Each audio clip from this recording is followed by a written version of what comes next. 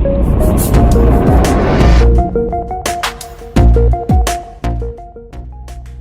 today I'm here with Jose and Austin. I'm retarded. I can't remember your last names. What was last names? Jose Galison and then Austin Picard. Yeah, our podcast. We have a very interesting subject today. We're going to break down the Oklahoma City bombing. It's the 30th anniversary today. I think we'll probably have this out tomorrow, but this is actually a subject I don't know a whole lot about. Recently, I've got more into conspiracies, realizing the government is doing a lot of bad stuff. You know, last night I didn't go too deep into it because you said I didn't need to, but I spent about 30, 40 minutes. I saw a lot of connections between like 9/11 and stuff like that. Oh my God. We were just talking about that in the car, honestly. Really seeing a lot of connections between, because I've gone deep down 9/11. I was just seeing so many connections. But like I said, you don't really get much in 30 minutes. But he said I didn't need to go too in depth. So why don't you just start it off? Yeah, well, I mean, just to start off, I feel like the best place to start is the official narrative, so we know kind of what we're working with. Essentially, what was crafted to be the official narrative over time from the government became, on April 19th, 1995, Timothy McVeigh with some sort of Terry Nichols taking on like a supporting role in some sort, not an on-the-ground role, so just kind of like helping with materials, putting together that stuff of that that Timothy McVeigh by himself drove up a Ryder truck to the Murrah Federal Building and detonated it at 9:02 a.m., thus killing 168 people, 169 debatably. There was an extra leg that is a point of contention for some people who like to really get in the weeds of research, but 168 is kind of the official tally. And so, I mean, I think children. 19 kids. Yeah, that's usually what people bring up. Yeah, that really gets people. I mean, kids die, this was been proposed as essentially a form of retribution for things like Ruby Ridge and Waco, which for those who want to dig into that, I know it's kind of hard to bring this up without actually digging into it, but we just dropped a almost 3-hour episode, me and Austin, on my channel, No Way Jose podcast. So for those of you who want to dig into that, it's there. But like on obviously, Waco on Waco. Oh, so because we knew they were gonna be like, this is opening a rabbit hole, and you're like, well, we're already deep in one rabbit hole, so it'd be good to have that ready for people. Was it the anniversary of Waco? Yes, today is also the anniversary of Waco. It's the 32nd anniversary of Waco today. So how this was framed is this was retribution from the racist, extreme, dissident, whatever term you want to use, right at that time. Which I mean, I think a lot of us can see a lot of commonalities between those sort of narratives then and now. And those things kind of reverberate through time, but yeah, that was how it was framed. Yeah, dude. I mean, Waco itself. This is what I found Waco so interesting. Awful. Yeah, because as we covered Waco, I honestly believe, like, again, consider the fact that Ruby Ridge, 1992. Then you have within 6 months, Waco happens. Right, Waco pops off. I didn't realize it was that close because I was young when all this happened. Yeah, it's stunning, honestly, and especially considering the overlap of the government agents and officials that were actually involved. Because, again, this very much reeks like some sort of covert operation to some degree that, mirrors. Which we will get to, but we'll get into it. I won't, I promise. But it very much resembles like COINTELPRO, right? Which was at the time, it was seemingly kind of the idea was that you're going to have government agents infiltrate the left-wing movements who are opposing like the Vietnam War or various movements like this. Civil rights movement. The civil rights movement was a huge factor. We've seen feds in all the right-wing organizations, tons of them. Like you look at the Bundy case, the January 6th. So we know feds infiltrate them. Real quick, for people that don't know, in Waco, I think it was 25 kids were murdered by the ATF. Came in and murdered, and tons of adults too, but children. They lit the place on fire, burned them to death. 28 women and children. Yeah, and the guys are like posing with pictures after, like no big deal. Disgusting, just absolutely disgusting. And you know what they said? This is crazy because this was during the congressional inquiry following the ATF siege of the Branch Davidian complex in Waco. Henry Ruth, one of the three independent reviewers from the U.S. Treasury Department, he testified. This is the craziest part to me, and I always try to spotlight this because he says the ATF needed good publicity. With its appropriations hearings a week away, a successful raid this size would produce major positive headlines to counter the ATF's reputation as a rogue agency whose debacles blackened the reputations of other agencies, and it would scare the public enough about fringe groups to create political pressure on Congress to increase its budget. So we see you go from Ruby Ridge to Waco, and from Waco being obviously like a kind of a trying to blunder. Like a PR blunder, trying to repair that. And then if anything, they only made even more of a blunder. And then what comes 2 years later? The Oklahoma City bombing, which really couldn't have been anything better for the Fed. So if you play this Key Bono or like Who Benefits type game, I mean, this has some dark dark implications. Yeah, It doesn't mean that's the absolutely. case, but I mean, in effect, due to this, essentially at the time, the largest act of domestic terrorism on American soil. Actually, it was the largest act of terrorism on American soil at that point. Now, I think it's currently the domestic terrorism. But what that ended up doing to the narrative that was playing out there, all that the strong right militia movement that was gathering around, and kind of this hatred against establishment and the government. They managed to subvert that and turn that to look at these people, look at what they're willing to do. Yep. They will hurt innocents. There was an ATF building in there, but or ATF thing. There was an IRS, in the federal building, but it's there were also children. And I think any one of us here can say, while we may hate the ATF or any Fed glowy group, we're not going to kill children because that's what differentiates us and them. No right person would do that. And what really popped to me is not a single ATF agent died, and that was the tax supposedly on the ATF building. Not a single ATF agent was in was there, but they happened to just not be in there. And it was at 9:02 a.m. and they started 8 a.m. This is something last night I saw, and I'm just like, oh my god, their overnight surveillance thing, which because the story became initially. I think there was one before they initially were to try to claim they were there. There was some crazy elevator escape stories that were completely shown to be nonsense later. That turned into later, oh, no, they were on a golf trip. And I think that the thing they did kind of settle on last is there was an overnight surveillance that some of the boys was working on. It does kind of seem like, I don't know, it's kind of odd that there was an overnight surveillance. None of you guys were there on the day of the bombing. There's probably some other things we'll point to through the course of this, that this starts fitting into a larger narrative where you start to be like, what is going on here? What is this overnight surveillance thing? Perhaps, I guess it's a little bit of a spoiler here. Perhaps we're maybe at the low end, at the absolute low end, in my opinion. I guess at the lowest end, you would say there's a cover up here, maybe a little bit higher than there. There's direct sting type, move. But at the very least, I would say, there was cover up and likely some sort of sting operation, and it went sour.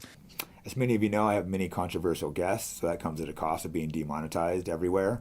So if you want to support the program, go to fightbackpodcast.com, and I have all kinds of merch on there, whether it's jiu-jitsu, fighting, political, and other accessories. And thanks for the support.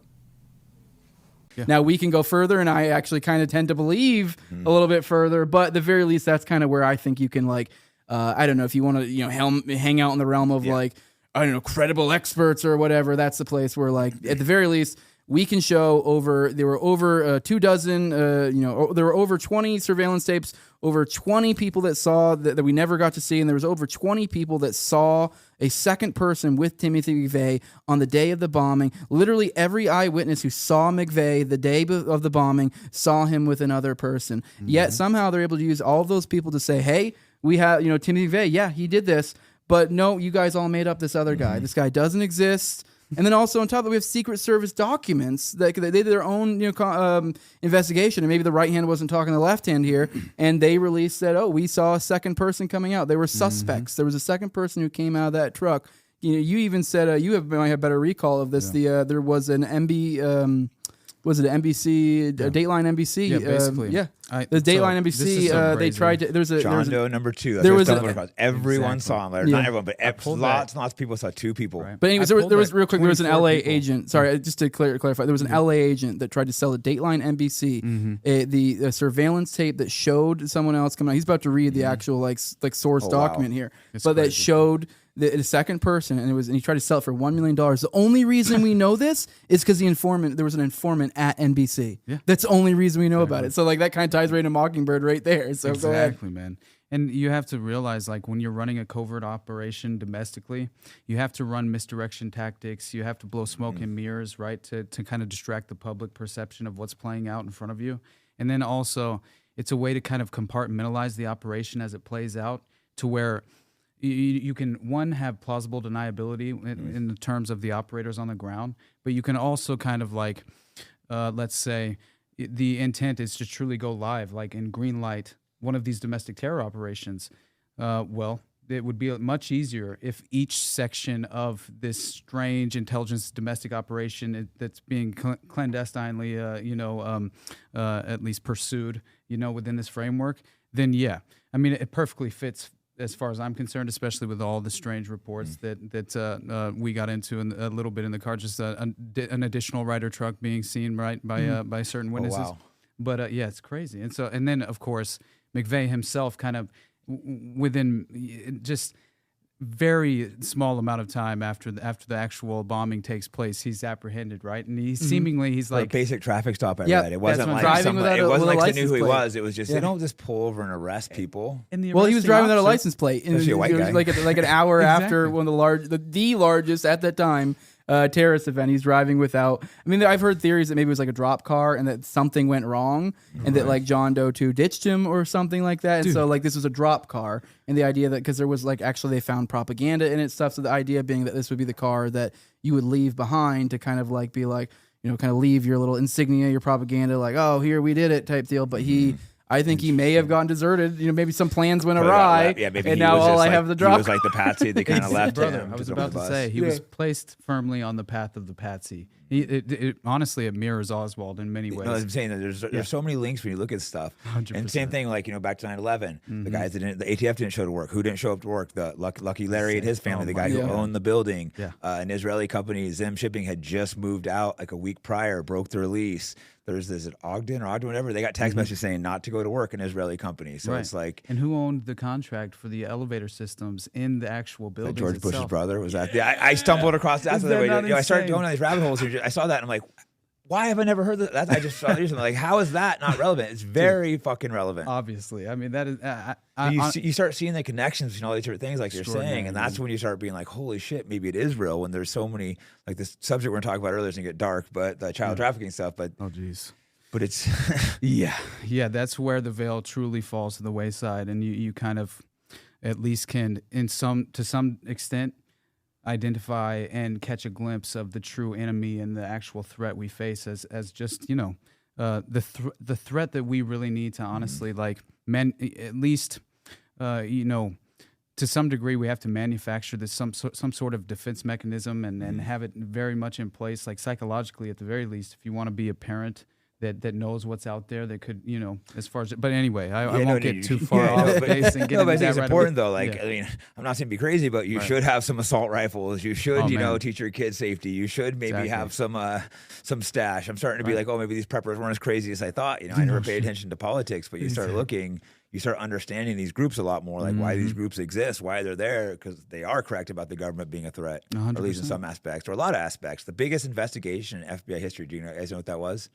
January 6th. The biggest, that was a joke. It was like grandmas walking through the building. That was by far their largest manpower investigation they've ever done. Right. And they were, I'm not a huge Trump fan, but it was great that he pardoned everyone on the first day, because that was a shameful. That's People nice, were yeah. doing like 30 years in prison and stuff for a ridiculous. small like riot protest. Talk about a miscarriage of justice, which is exactly what, continues to rear its ugly head every time you kind of like just dip just a tiny fraction below the surface, and then this monstrosity of a very well established network reveals itself to essentially have been really, in my mind, essentially manufactured and put into place for generations at this point, right? And you can trace January this 6th back. was all feds. It was Exactly, after brother. that, and then they It go was- arrest these people, and putting someone in prison for like 30 years is taking their life away. You start realizing these people are your enemy. I was shocked that conservatives weren't more outraged by that. The liberals everyone should have been outraged like that. I would have been outraged if they did that to the BLM people, even though I don't agree with them. Exactly. You have to But pursue you have justice. principle, Jake. There's a huge difference because a lot of people are being sold this kind of like, Hatred towards the opposite side. it's the duality of the two-party delusion, honestly, in my mind, and I very much opt out. I'm out of that too. Exactly. I think the two-party system is part of the problem. 100%. Everyone jumps on their party, Right. and they take the side, and they're like, "Oh, this is right. This is right." When really, both sides are selling us out. Exactly. Neither side's our friend. We remain on the path toward the dystopian totalitarian state. I mean, that is reality, and the technocracy is a very much huge part of it. But we'll get back to OKC. Yeah, they because I don't they want- played both sides because like we'll get into Pat kind of a second. Right. I think you were about to read Yeah. the one document, the specifically how the informant characterized it. Right. Which I mean, I don't know exactly the motivations. It was redacted in the document here, the specific name of the informant. But I mean, it's still just astounding me they had an informant at NBC That's fascinating, Dateline, man. and then it is funny that like they're describing it to them in these documents, and Dude, I it's mean, crazy. but yeah, it is kind of wild to hear Informant was them. like ATF or FBI or who It did the was informant work for? The FBI was an investigative. Yeah, so it's basically these They're official watching. They're watching investigators. the media and stuff. Well, a lot of it is CIA and stuff. You realize, but Right. they're all part of it and watching it. And 100%. And plus, each agency basically is, they sort of have like overlapping agendas in place as well with like smaller groups of operatives, but still, they kind of reinforce right? The false narratives and the misconceptions, but still, so this is very interesting. And again, it's like really what J6 was an extension of PatCon in many ways, and Oklahoma City bombing, right? Which we can define PatCon. Yeah, in a we'll moment. get that in a second. We'll Let's get to read it for sure. Yeah. But so this essentially is just hours after the bombing, right? This essentially, you have Brad Edwards, right, working for basically NBC at the time, and he was giving the latest on this exclusive report that was first of all reported in the LA Times. And so this is where it starts, basically, which is Timothy McVeigh, obviously not the last person to leave the Ryder truck. In fact, another man sat inside the cab of the truck after McVeigh got out. We believe that man is John Doe number 2, a man who, for all we know, is still on the loose, leaving open a vital question. This is the introduction to the actual report. Was it John Doe number 2 who actually set off the bomb, not Timothy McVeigh, as we've been led to believe? News Channel 4 has for weeks been, and I think it's just a local affiliate, obviously, of NBC, but has for weeks been demanding copies of the surveillance tapes from the FBI. The federal government so far, of course, dragging its feet. So the LA Times report shows there was a surveillance camera near the corner of 5th and Harvey and another near the corner of 5th and Robinson. Federal investigators recreated the time sequence leading up to the bombing by matching the video and still photos from the surveillance cameras.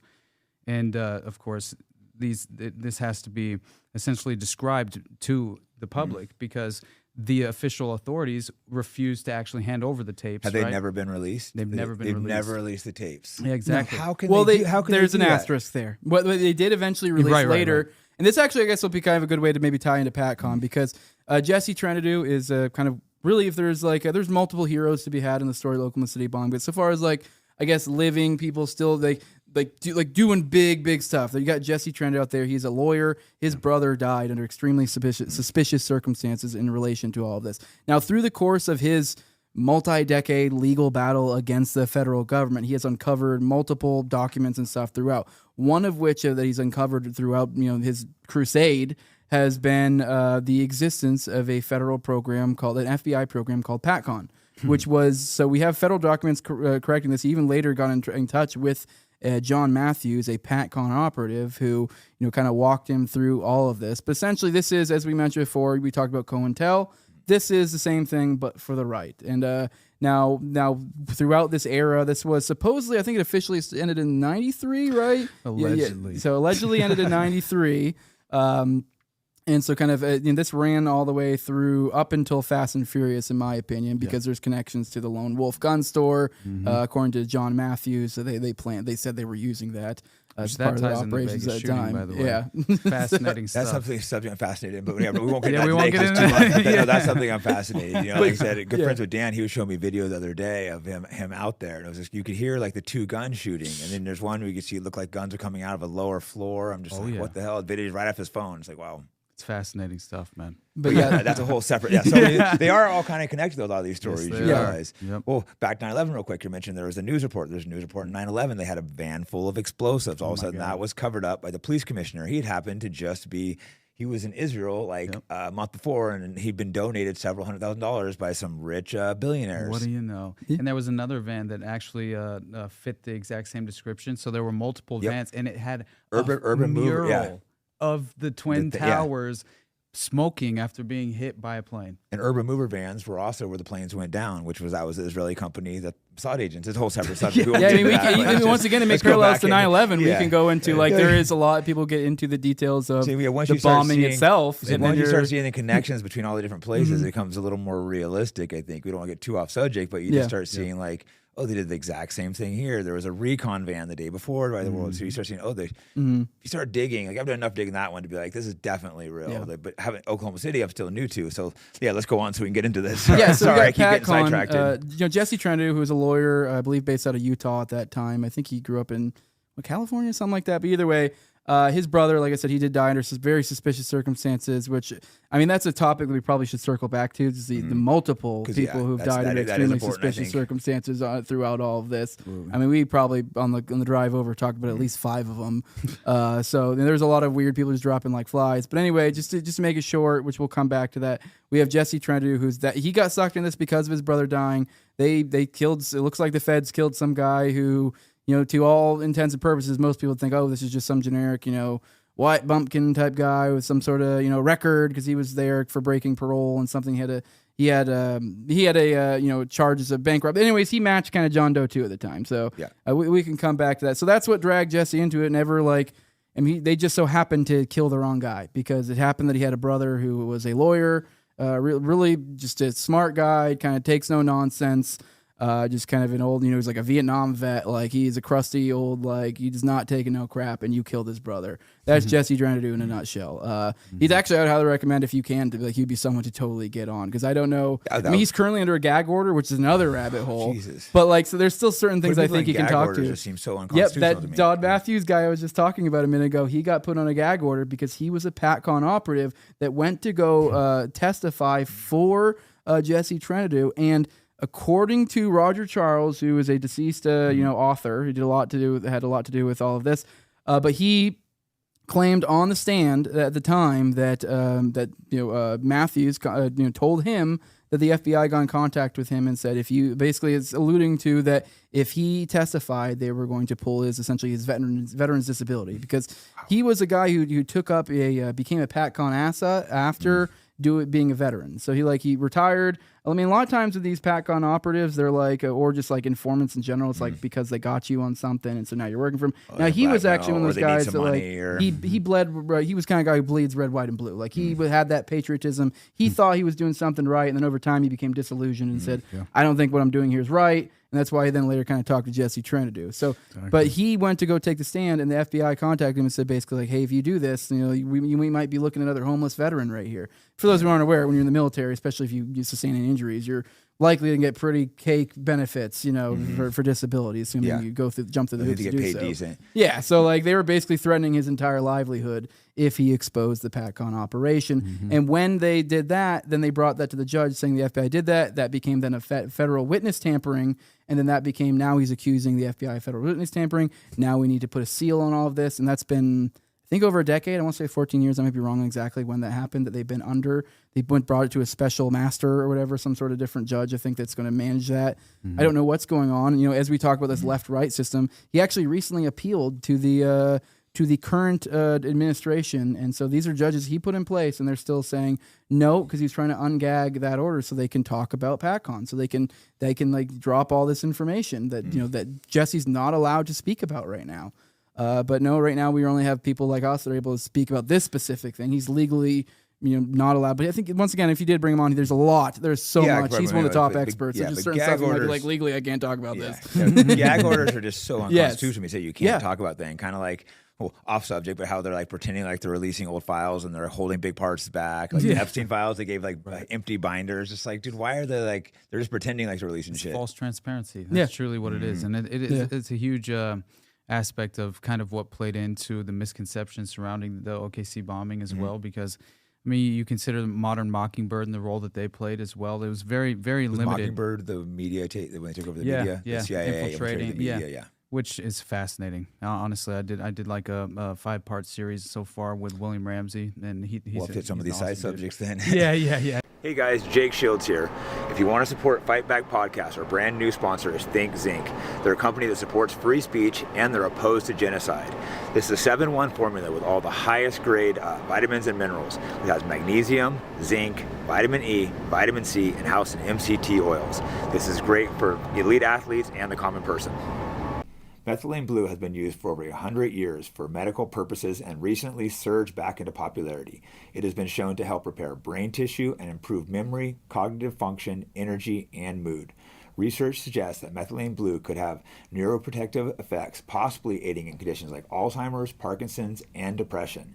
Go to MerakiMedicinal.com and use the promo code FIGHTBACK for a discount. I think with Mockingbird, the CIA basically took over the media, correct? Mm-hmm. Now I think they're doing the same thing with influencers. You need some they're all doing the exact same tweets. And I'm telling you, you've been seeing some heat recently with some of your anti-Semitism, SPL, right? Yeah. SPLC, they're trying to shut me down. CAN did a hit piece on me. Douglas Murray's, trying to bash me. All in the same week. You're like, they're trying to. That means my podcast is getting big. It's all the right. That's how the right people hate me. That's how I know. They're like, we were all against censorship when it was COVID, but censorship for Jews, that's okay. SPLC guy, little goblin, I call him a little kid fucker. Yeah. I think you left that part out of the write up. That's somebody in the shit I was telling to him. I just looked at one look and I'm like, oh, bro, you fuck kids like your boss because their boss had got like trying to rape his own daughter. There's disgusting, vile people. These organizations, the ADL and the SPLC, they're just the most disgusting, vile people. Calling us hateful. I mean, it was founded on a lie, Leo Frank. But I mean, we're not here for that. Right. There's so many. There's so many topics we could hit. But let's circle back to Oklahoma City bombing because we could go. It is all kind of connected though. A lot of this stuff. So I think it is important sometimes to show. It's everywhere. They're always doing the same 100%. Lies, same tactics. Yeah, and but I will say anti-Semitism is the new justification, right, for violating free speech. And what a disappointment Trump is trying to pass these anti-Semitism laws, Like, I don't hate Jews, but I have a right to hate Jews. If I want to hate Jews, I can hate Jews. It's like my First Amendment right to. I'm allowed to say, fuck Jews. I don't, that's an edit that. No, personally, I don't. I'm not hateful to Jews. People try to say I am, but it's like, no, I'm pushing Israel, the control of the government. And they're upset because you have... essentially you fit the dissident profile, and you're right. And if you're pointing out what is so clearly obvious, which is unfortunately why is there such an extreme overrepresentation of this small tiny minority, right, in all these arms reach from kind of like just pulling the strings, right, of the power cabal, honestly. But it's very interesting. It's clear that there's a lot of Jews at the top. It's not. I've come to the conclusion it's not just them. No, I am realizing the CIA is definitely very much a part of it. Absolutely. The more investigation I've done, I still think they're kind of the top power of it. We have CIA connections for you here to get to that. But no, I am realizing the CIA is very much a part of it too. The more I start digging, okay, you can't just blame the Jews. There's layers. There's a lot though. There's a lot they're doing. Yeah, there's layers to this. Now, I will say my overall theory when it comes to Oklahoma City bombing is I do think this is a layered operation. Now, as I mentioned earlier, the things that I think you can prove, the stuff we've kind of talked about now, is stuff like John Doe 2. So at the very least, even if you're not going to go down the rabbit holes that maybe we will go and the implications that may have, at the very least, there was a second person that was seen by literally every person who saw McVeigh that day that managed to escape justice.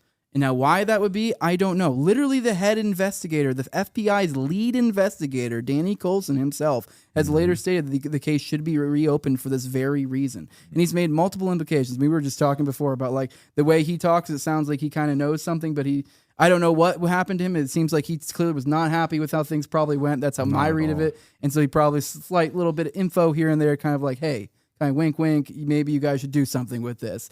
But obviously, probably to some extent, being as high up in the FBI as he was at the time was probably limited in what he can say, which I can totally get. I can't imagine how outraged I would be as someone who did that, especially if you're someone who buys into this. I mean, don't get me wrong, I have a negative view of the feds in general, but I can understand. I did over a decade active duty military. I ended up leaving and become disillusioned with it, but like. I understand the concept of like I'm willing to do violence or do what some people think would be wrong because you think you're helping someone or doing something for the betterment of society or whatever. But I think once you start to analyze it, you realize, oh crap, I'm doing more harm than good. And that's kind of what we're dealing with here. But I do get the impression Danny Nichols, and I do get the impression he probably was some sort of good guy, and I think he may have kind of had that crisis of conscience in that moment, if I had to guess. I mean, obviously, I'm kind of reading his mind here, but given the statements he said, like, hey, we should reopen this. He buys into the John Doe 2 thing. He will, the lead FBI investigator has on multiple occasions referenced that, like, hey, look how many other people saw John Doe 2. That means, like, for sure it's true. Yeah, and he probably knows a lot more, but he's probably maybe scared for his life or controlled. And like I said, a lot of people maybe start out as good people and they get, or some become bad, but some get disillusioned and like walk away from it. We were talking, I guess maybe this would be a good jumping off point for getting to some of the suicides. We were talking on the way over here about Terrence Hickey and Kenneth Trendu, both how they died. Now there's a character. Who are these guys? Were they involved? Terrence Hickey was the first guy to show up at the Oklahoma City band, the first responder. Now obviously we can come back to this, but he kind of, according to he had a long report that said a bunch of stuff. His agency then threw it out. There, there's his ex-wife that he makes claims, that he when he first came out of the hospital, he like immediately broke down crying. He says they're lying to you. Like there's a lot. I mean, he was very secretive. I mean, when you get into that story, so it is like, but there is a lot. Like there's a letter to an individual named Ramona McDonald that really kind of lays it out, like kind of his perspective, and he kind of leans into the sting type of operation. There was some sort of sting occurring. I mean, he refers to like ATF people that he sees showing up at the scene. And kind of like, having some sort of suspicions about them. He also speaks about how odd it is, about him being the first one there and how quickly the feds arrive on scene in full riot gear. So how quickly were they there? I mean, I don't think it's specific, but I mean, he was there within minutes, and Yiki was the quick, first one there. In riot gear too, that typically takes a little bit of time. So, Exactly. which if they were doing an overnight surveillance one, it would check out, right? If they were nearby, across the street at the courthouse, where there had been spotted bomb crews the night before at the federal courthouse across the street. Crews the night before. Yes, there were bomb squads reported to be seen by multiple people. And so, and you pair that with the idea of that I mentioned how one of their stories was that the ATF was on an overnight surveillance mission and they were watching another building across the street. And tying the fact of PatCon and like we have, and imagine if you have, let's say there was some, let's just theoretically say there was some sort of sting. You were supposed to roll up in a across the street in a let's say a truck that had no bomb in it. Maybe there was even a transponder or something so they can track it. And then ta-da, then they all come out guns ablaze and they go, we got you. And then we got our cool picture moment. Now, what does it take for that whole thing to fall apart? Just someone on the inside who goes, oh, I just want to change a couple little things. And now things go much, much, much differently. So that's kind of the implication of the PatCon. If I would say if there was a sting operation, that's where you see PatCon. Yeah. So I think that PatCon was actually like a joint task force of sorts. So it was primarily an FBI thing, but when you look into the bones on it, which I would say this book right here, Aberration of the Heartland, The Real, does a really good job of bringing it down. That's Wendy Painting's book. Kind of going into there was kind of like a joint nature to it. So they worked in conjunction with like the National Guard and stuff like that, which is actually kind of a key component in McVeigh's story, and that like he may have gone over to the National Guard.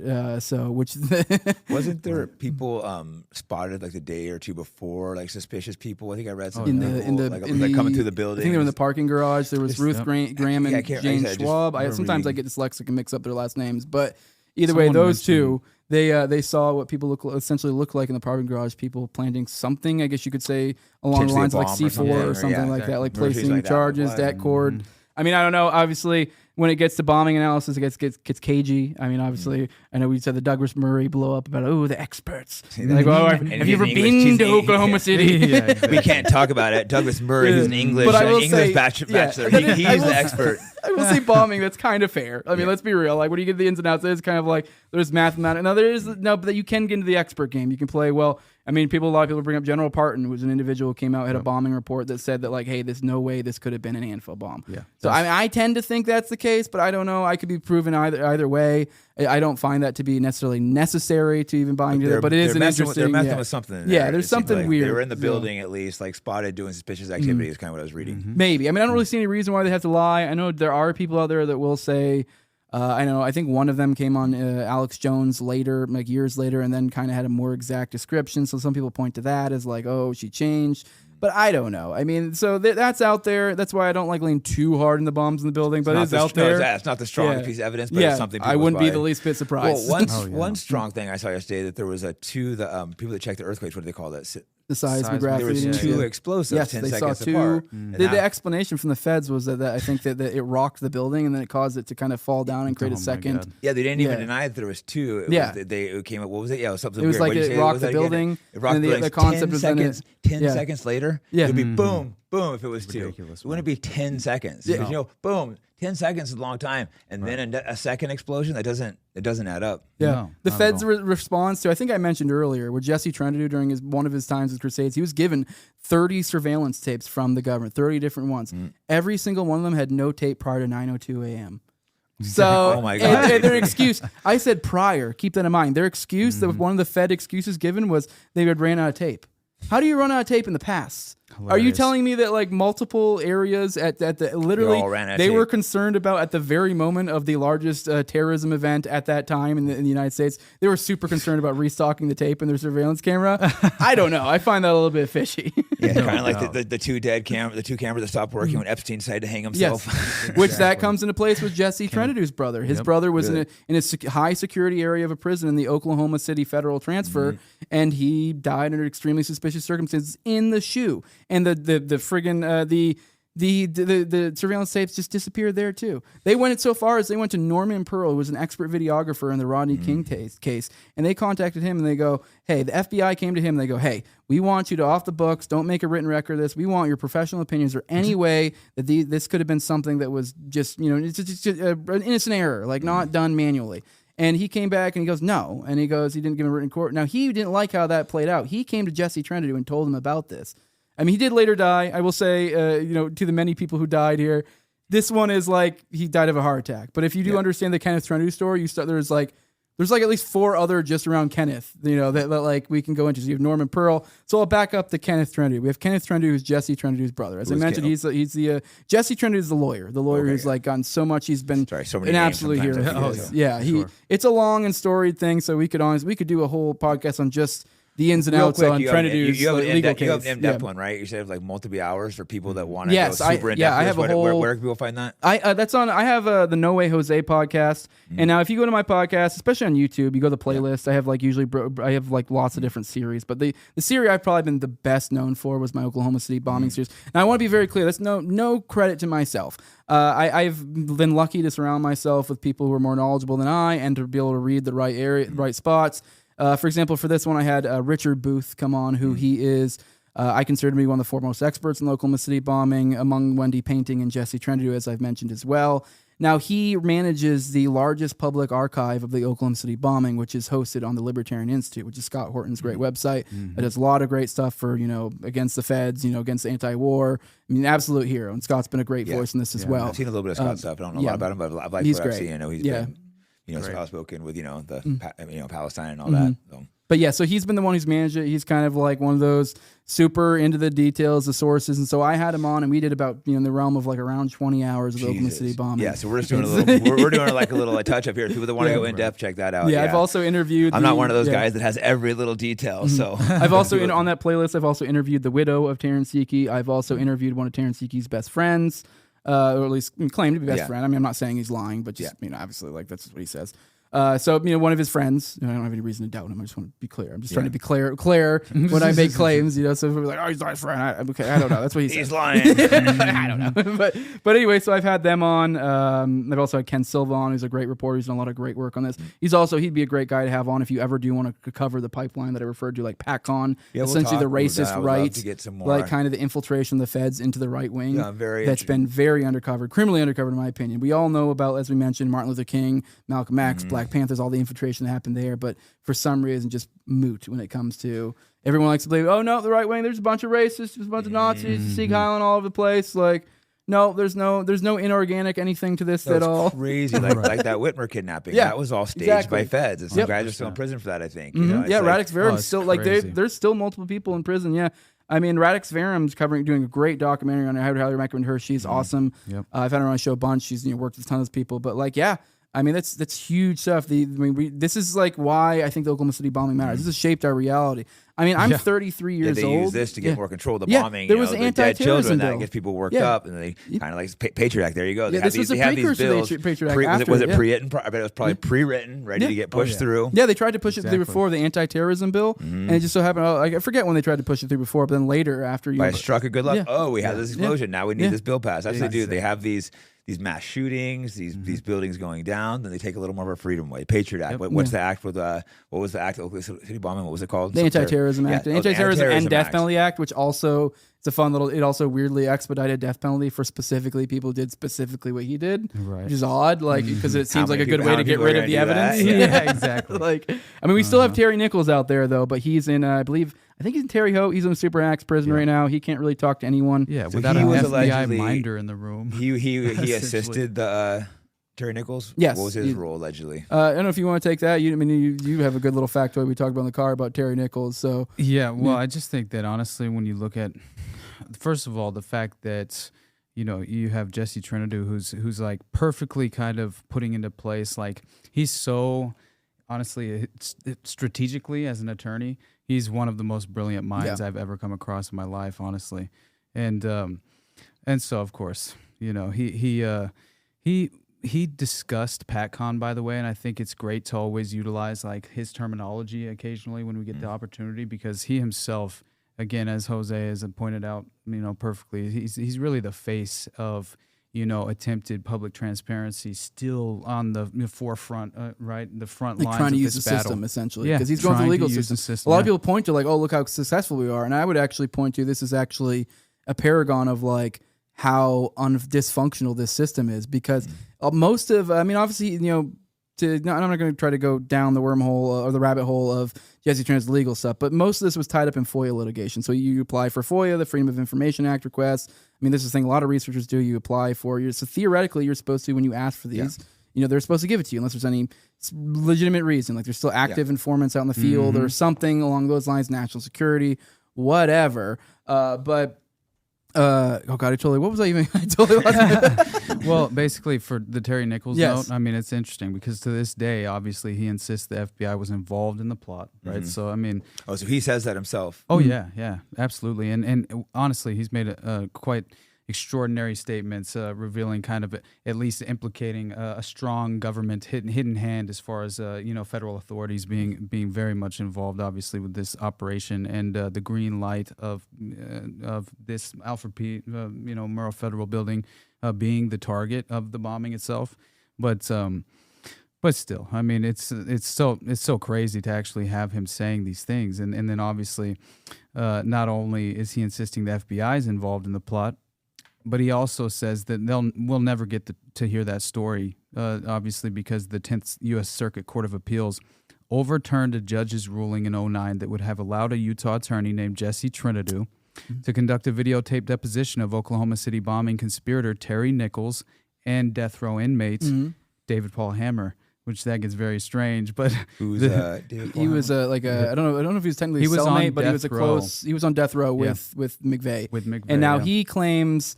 Now I guess this kind of gets into where things get really juicy. But they wouldn't let them. I'm a little confused. They wouldn't let. Yeah, I'll them finish this be part. interviewed? It's super Or I was crazy just trying because to- this is the point, basically, is that the story goes that the only people that are allowed to visit Terry Nichols in federal lockup in Florence, Colorado, which houses Ramsey Youssef and like all these usual suspects of like potential Ted K there, I think, at the same time he was there. Kaczynski, Yeah. Wow. who are obvious. That's another interesting. Yeah, they're obviously. Yeah, Ted K has some funny statements about McVeigh, man. about like what he, how he perceived him, and Yeah. I think McVeigh did too. So like I forget the specifics of it, but Yeah, I did a Ted Kaczynski episode, which, by the way, I don't think I ever mentioned. My podcast is the Underclass podcast, and I definitely on one of my solo episodes early on, I covered Ted Kaczynski and obviously the Harvard MK Ultra experiments that were this going is a on. whole this is a rabbit hole. Another time I know We I'm won't go fascinated with into this too. that. But no, Yeah. real quick, so they weren't. Basically, no one can access. This was so brilliant what Jesse did here, and even then, it goes Yeah, to show the level of control that the federal authorities have over this case. he honestly. became his lawyer so that we would get lawyer Right, lawyer so privilege essentially. That was how he was Basically, able he to talk to him. provided They weren't him- letting him talk to him otherwise. That's crazy. So he if did that. he hadn't made the brilliant, at least he hadn't attempted to give Terry Nichols legal advice before he was actually put into actually convicted and everything, then that is what gave him the ability to actually go and visit him in They this don't tape. allow him to talk to like media. But or anything? even then, it gets even That's how these crazier. work. This They- is they- like, that's I didn't know that actually- was legal. That's No, insane. it's legit. Like you would look into these, they do really get into a very gray constitutional area because not only is it hard for people to get into to get like say it would be amazing if we could get anyone to We would talk talk to these to people, Terry yeah. Nichols. Like, I would like like if I this could guy talk to- I has would love like to he interview knows who people. John Doe 2 Exactly. is. He said he knows who John Doe 2 is, And but the he head won't of the reveal FBI it. investigation Due to- said there is a John Doe too. Yeah, and Like, he's so literally it's said he would be willing to do it, but he's concerned about his family's safety. Family safety. Yeah. Yeah, they'll go after your families Yes, too. they That's will. what's There was scary, we were talking on the way over here. There was the was it the Mueller murders? It was the Mueller, William Mueller and his entire family, his young daughter and kid. They were killed by the Kehoe brothers, which do have kind of a tie-in into this. I mean, this is this is such a big thing to put up. But anyway, just kind of take my word and go check out my series if you want to. Yeah. But this guy looked like it was tied into this, kind of a shut up type thing. Yeah. There was shortly before that guy had been robbed by some people, and he seemed to think it was, I believe, Michael Brescia and Andreas Strassmeyer. Which Andreas Strassmeyer is a fun little jump. Andreas Strassmeyer and Roger Moore are two individuals we can go into if you want to get a CIA They glow connections. like the sun, basically. Yeah, they is glow what like you- the sun. Yeah, let's go in real quick. So who are they now? All right, Andreas Strassmeyer is amazing probably the stuff. easiest one to break down because if anything, Roger Moore glows so hard, it's hard to do justice to like breaking it down. Because you're like, oh yeah, I forgot about the Iran-Contra connections. Oh yeah, I forgot about the Cuba connections. Oh yeah, I forgot about the Iran-Contra, that's interesting because we're going to do that later. Another subject we're doing, all the connections. Yeah. So we have all right, Strassmeyer is probably the easiest one. Now he was in the German military. He was a German national. He did military intel intelligence. stuff for a while. He Yeah. actually was. This we get back to the Jays. Uh-oh. He was actually on a kibbutz for a while and looked like he was doing something along the lines of maybe like cross training with the IDF or Mossad or IDF. Actually, It gets confusing. whatever. Between Essentially, them, he was helping kind of do security, but like from the outside looking in, this kind of looks like some sort of joint thing. Obviously, you got to keep in mind what's going on in Germany at that time. What was their big concern? They were still in their big denazification push in post like World War. I mean, we're in the 90s, like in the 80s still, but still that was a big part. I mean, hell, it's still illegal to like question the Holocaust. so, I think those are the years yeah. they started pushing it, started making the movies about it, started making it illegal. So I mean, it's like then we have Andrea Strassmeyer come over from a military intel guy. Bearing in mind, German military or German intel was known for being very anti-denazi, and now he comes over to the States. Initially, he comes over to.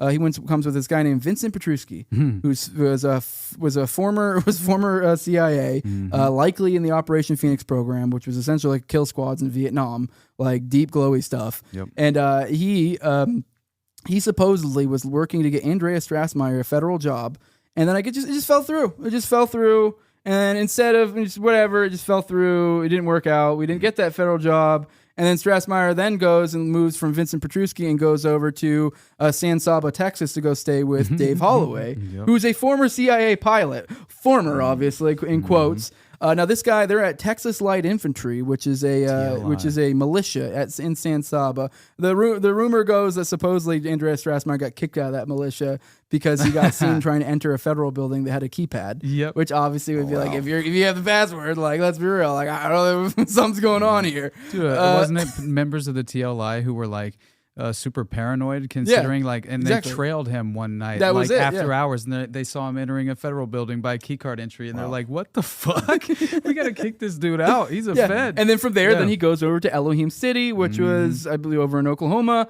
not too far away from the Oklahoma City bombing. Oklahoma City? Is that where it's where McVeigh is heavily implied to be at. Now this is where as I mentioned John Doe 2 earlier. I'm of the belief it was John Doe 2, 3, 4, 5, 6, 7, et cetera, et cetera, et bunch cetera. of them, yeah. Yeah. So like John Doe. That seems likely. Yeah. But now when we say John Doe 2, if you are being specific, especially if you are a researcher, you may mean specifically the guy in the Ryder truck. Yeah. But now what's not as reported on as much is there was a literal caravan that seemed to be going through Oklahoma with this group. So I think there was a lot more to it than just there's lots that. of reports of that and stuff as well. Yeah, too. there's eyewitnesses. You can check out my series. Richard Booth does a much better job of breaking down the specifics, all sources, everything, like just going into that. Was McVeigh part of any militias or anything? Or well, that's the thing. Now let's go into. I guess let's back up to the background of McVeigh. Yeah, let's go through McVeigh exactly because I don't know McVeigh's history. What's the official story? Now he was a Gulf War veteran. He was a Gulf War veteran. He went overseas. He he fought. He killed what they called crunchies in his Bradley vehicle, where they ran over Iraqis, buried them underground. Can I reinforce the point you're about to make with a term that we should? I think this is the best way to kind of view this as far as just like the scope of what could potentially be possible, at least with McVeigh specifically, because even L. Fletcher Prouty, right, who was the X character in the JFK movie, Oliver Stone's JFK movie, that super famous monologue that he does where he's revealing the intelligence connections, obviously how they triangulated the rifle fire in Dallas that day, but still he also had an interesting take on Jonestown, but then OKC, and so. This is crazy because this is the first time Tim McVeigh was my introduction to this term, which was sheep dipped. I didn't quite understand what that term was until I was exposed to the story. And so this is, of course, Colonel in the U.S. Air Force and Chief of Special Operations for the Joint Chiefs of Staff. That was L. Fletcher Prouty. And he worked from 1955 to 64 as a liaison, procuring military supplies, equipment, logistics, support for CIA Special Operations worldwide. So in 73, he writes a tell-all, The Secret Team. Prouty discusses the inner workings of America's intelligence community, and he says sheep dipped is an intricate army-devised process by which a man who is in the service as a full career soldier or officer agrees to go through all the legal and official motions of resigning from the service. Then, rather than actually being released, his records are pulled from the Army personnel files and transferred to a special Army intelligence file. So, substitute, but nonetheless, real appearing records are then processed, and the man leaves the service. He's encouraged to write to friends and give a cover reason why he got out. He goes to his bank and charge card services and changes his status to civilian and does the hundreds of other official and personal things that any man would do if he really had gotten out of the service. Meanwhile, his real Army records are kept in secrecy, but not forgotten. And that's essentially just like the perfect way to stage. Now, I hadn't quite gotten he's there. still basically working for them. We'll get there so. because we got a little bit of ourselves. But as I said, he was in the military. Yeah. Now, the key thing is he went over to Desert Storm. He partook in the hostilities over there. And I think, from my reading of the account, particularly in like this book with Wendy Painting, she goes really good into his time, in between, in the military, after the military, before the bombing. She goes really good into the specifics of that. Now, McVeigh, dang it, so why am I so spacey? You're probably just trying to trace back the intelligence connections to his. Okay, yeah. He went to war. What I was getting at is him being disillusioned with war. There are a lot of statements and things that lead me to believe he did get disillusioned with war. So whether I don't know what came of him after the fact, but now when he came back from war, he had wanted to go to the Special Forces. So he went to the Special Forces, and this is official narrative. There's no one's questioning that he went to the Special Forces. Now he went to Special Forces. He died. He dropped out shortly after, within a few days, supposedly due to bad some sort of ankle or knee or some sort of minor injury. Which I will say, I did time in the military, so I know like rucking and stuff like that. So like I understand how like a minor injury from being like overseas in a deployed area, how like that could really actually affect your performance. So it's not that crazy. In something that sort of high performance environment, that really could be something that could really screw you over. But either way, now the official narrative is he dropped out. Now this comes to, obviously, when it comes to this, really the only sources we have are McVeigh. So take this as far as you want to go with it. It's crazy though. But he told his first public defenders this. He also told his mom and his sister, and likely his grandpa who died, because there was like a story about like I'm having a mental breakdown and telling his sister about that. New York Times article. But the New York Times article. But anyways, the most commonly point to thing is the letter to his sister, where he said that like they, essentially what happened is they took him aside. They read off a few social security numbers of a few people, and they said, hey, you guys come with us, and go, hey, we want to offer you an opportunity to go do this, where you're going to be doing kind of, drug interdiction, taking care of whatever problem we have, just kind of off the books operations. And essentially you will go. Now it is interesting that that's when he does, then it also lines up with, he's saying this, I believe it's in 92 or 93 when this letter goes to his sister. So it's years before the bombing. So I'm like, I don't know, I guess he could be a compulsive liar. I don't like, but yeah, see, it seems like a good chance it's real. It seems crazy enough, but like he's doing it. He's telling his sister this. He's telling his first public defenders this as well. They're like, hey, as part. And then what does he do when he comes back to the States? When he gets out of the government or gets out of the military? Well, he goes to the Guard, which I do find that interesting, as I was mentioning the joint task force nature of this earlier. Now the Guard is in a different legal status where they're able to be. They're a domestic entity, technically. Now, we do use them in war, but that's when they get activated by the government. But technically, they reside to the individual states. So this is where they have more legal sweeping. It kind of gives you more cover, legally speaking. Yeah. So he did go to the Guard for a while.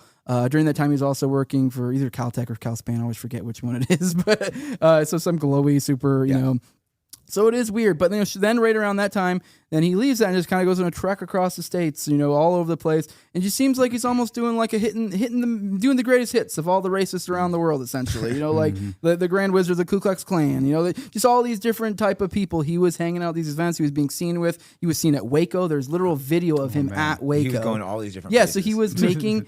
It would seem, for those who would maybe be a little skeptical of the situation, someone making a legend for oneself, kind of like, oh, here's this disillusion. He wanted to make connections between all these people was another scenario. He wanted to tie in so they could tie him into all these different people. It's like Lee Harvey Oswald working for the Fair Play for Cuba Committee, going down to the block past 554 or 544. So they're like Camp leaving Street, this trail, and he's getting photographed in front of the federal building, passing out leaflets for the Fair Play for Cuba very Committee, deliberately almost, which has the address on the leaflets of 544 Camp Street, which was where the actual nexus of the intelligence. And then you remember that drop operation- car I mentioned earlier? No, take into account the drop car propaganda in the car. That as well, like being at Waco. What do you have in the car with him? Yeah, well, I forget the specific. I think they had the Turner Diaries in there, which is like a well-known, like kind of like racist, like literature kind of deal, which is kind of like in that. Literally, there was the person bombed a federal building in that thing, so that's like the penultimate moment of the book. Yeah, they want to leave it like it's so obvious. Here's a good one. I had Ryan Dawson came on and broke down the RFK assassination, and it's like, well, first up, they say it was the gun held 8 bullets, fired 13 shots, so obviously possible. It happens. I'm not gonna get into the thing, but there's so many things that are crazy. But here's a funny one. I think it's Sarhan, if I'm saying his name right. Sarhan, he had a newspaper article with him of like on the Palestine conflict. Like, are you really just gonna carry that with you because he's Palestinian? It's like that's exactly what they tried to frame it as. RFK had just basically signed off on bombers being sent to Israel, so therefore here's the motivating factor. And in reality, it was Thane Eugene Cesar. The guy was mob tied. He owed a bunch of money. Dude, Rosicrucian as well, which there's a direct connection to a secret fraternal organization of powerful influence, obviously. And but yeah, it's very interesting that entire story. The same we're talking. I'm just seeing so many connections. I've been recently going to the rabbit holes. There's just so many connections. To each other. See what I was like? Oh man, we got hours to go. You have the book on you. It's like. Exactly. It's like you go forever. But we're hitting 2 right now. So wait. It's over. Let's see what I tell you, Audrey. Like, hey, what should I dig into first? I was like, nothing. Because you're like, whoa. I do want to go on the Unabomber too. Not today, but that's when I want to dig down because that's another one. Dude, reading the Unabomber manifesto, it's like pretty wild. Almost a prophecy. Everyone should go read that. It's amazing. I'm not trying to say he's a good guy or anything, but you should read the manifesto. Absolutely. I don't agree with political violence at all. I mean, to be very clear. Right. Yeah, but I don't know. He had some other good thoughts. It was like, wow, when I read that. It's like, you're like, that's interesting. Yeah. I prioritized it and actually put it at the end of my Ted K episode. But you know that, well, I'm sure you know if you've done it, they were doing studies on him when he was in high school or college or whatever, like these weird like mind control studies. They'd separate him from his mother. There was this crazy, brother. No, I'm just thinking, I'm like, we're talking MK Ultra. I got to go on. It is trauma-based mind control, basically, right? Is really what you're dealing with. But yeah, so I think that this was very much from its infancy. Like this was the approach. I think a lot of these, but we won't go into it. But there's a lot of culture is 100% real. Yeah. People know they were attempting to, mind control. They I'm were about to blow your torturing mind people. again. They were drugging them. Powerful people. The guy Jolly West had said he had been changing memories. We don't know if he had or not, but he was involved with Jack Rubenstein. The psychic driving technique was perfectly sophisticated and advanced over the Montreal experiments. Dr. Ewan Cameron. He was specifically kind of the CIA's asset in Canada, who was running these MK Ultra experiments on Canadian civilians as well, and using drugs, public institutions. Torture. Yeah, the Oak Ridge facility and the Psychopath Machine is a great example of that. But again, you can kind of like you can tie this in. There's so many. Like we were just discussing, because it is all connected. It's the same group, maybe several different groups of power structures, but there's several groups running this all together. You get into the mind control techniques and MK Ultra specifically itself, Project Monarch, and you get into essentially how they manufacture basically what it's called MDD or multiple personality disorder, MPD, and then also let's get more to that in the next disorder. episode. I have some I've been waiting to drop off. I think MK Ultra it is such an interesting topic, and it is partial. At least part of it's real. They deleted all the records and it connects financial to records. Oklahoma City. Yep, we're about to. All right, let's just start off with what this is actually. There's starting off. He had a psychologist on his defense team, John Smith. And this guy was a pupil of Jolyon West. Now, if that wasn't bad enough... Wait. He had a defense team. He had people... He had a psychologist that basically had borderline unfettered access to him, who was a pupil of Jolly West. And Jolly West, he always demanded to meet all these people. Jolly West met with McVeigh as well. Yep. Now, I will say, I forget the specifics and the source on this. This will likely be in Wendy's next upcoming book, whenever that comes out, which I'm sure will be great. Because she did amazing, phenomenal work in this. But I do remember she actually covered it in a podcast series on Program to Chill. She did her own series there too. I would highly recommend it. I will admit that it's a little bit more of a lefty analysis. Yeah, that's all right. So, I think it gives you a better clear Jolly view. West is one of the top people in MK Ultra, like probably the number 2 guy. He was the one that people think he was involved with Manson. They're not Ruby for sure, but Jack Ruby for sure. 100. Yeah. He demanded that he see. The judge kept like, no, you can't see him because he kept wanting to see Ruby. Eventually, he weaseled his way somehow, and then after that he got all like weird. And it's official narrative that he was. That's official that he was that he. And it was official narrative. I mean, it's not official narrative they met with McVeigh, but it is official narrative that he was actually working during that time to help with trauma victims of the bombing. Yeah, which is a little bit disturbing when you understand what he does. These weird things. Yeah. That guy was tight. You see you're like, oh, he's everywhere. handling these sensitive, distraught people that just experience this awful event. I don't know, it might be an easy time to kind of distort some information, you know what I mean? So he was, if you do read a lot of this, you do kind of see him pop up occasionally in the narrative and kind of like, oh, this witness claims they had a meeting from him or that, and you're like, kind of like, you do see him pop up at weird times, and you're like, what the hell? Dude. So it does almost seems like he's kind of he's almost playing the manipulation game in there. So, Definitely. There's people should look this guy up. They don't know. There's a lot. It's a crazy rabbit hole. MK Ultra, Jolly West, like the and Jolly West was running the. He seemed like one of the top. Ones for sure. Yeah. Yeah. He and Haight-Ashbury Free Medical Clinic is. He was doing that too, right? Yeah. So they were drugging people. Mm-hmm. Imagine getting out here to an LSD. Imagine if you got tripped on LSD and you didn't know you were doing it. He would do that when they're hookers and they'd be watching them through the other room. Yeah. Operation I think Midnight a couple of them might Climax. have like killed themselves or died. There's all kinds of like wicked crazy stuff there. And that they utilize a lot of these, like again, Jose mentioned layered operation. It's like it's never just one priority. Like they're achieving multiple benchmarks. Always, multiple things at once. Yeah, exactly. Well, what's the guy? The guy that killed the '60s, the Manson. Yeah. He was using the same tactics, like getting heavily drugged, going through these experiments. So he was using very similar tactics to some of the stuff Jolly West was trying. When he was in and he was in the same like clinics he was going through that he was at. Oh yeah, like, hanging he was out in with those Vauxville, friends. the institution up north where Donald Cinque DeFries was actually they conducted mind control experiments on him and utilizing the California prison complex. And essentially what happened at Vauxville is there was a pipeline set up from Vauxville as a penitentiary and institution to Berkeley, UC Berkeley.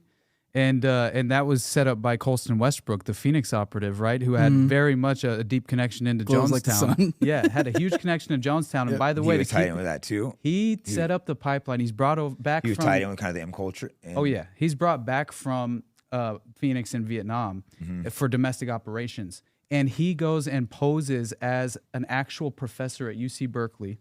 So he wasn't really a professor. And he sets up a pipeline to the local the local institution that they're utilizing as an MK Ultra vessel, right? He was finding people to feed there. They get kids that were young, college, By the way, get them on drugs. 100%.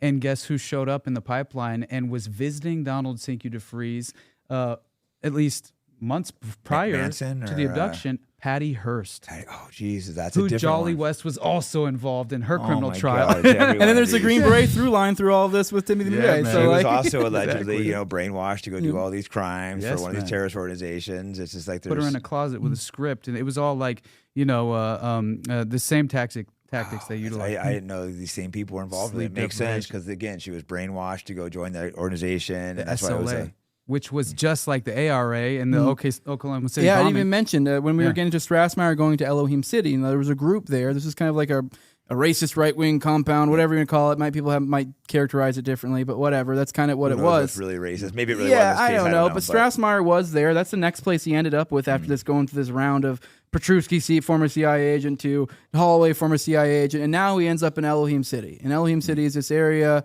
with all this. His roommate is this guy named Michael Brescia there. White supremacist compound. It's a white supremacist compound, whatever you want to call it. Yeah. So that's where they're at. So we have this. We have the ARA there. Now there was a group of people that are also called the ARA that kind of were known for sort of setting up their base of operations. Might be putting it too strongly, but kind of a place they were known to be in and out of. A second home, if you will, or maybe even a first home, is this group called the ARA, which they did get busted later after. It was actually an FBI operation called Operation Bomb Rob, which these guys, Michael Brescia, Kevin McCarthy, Peter Langan, Richard Guthrie. There's these group of guys who were part of the ARA, the Aryan Republican Army. Yep.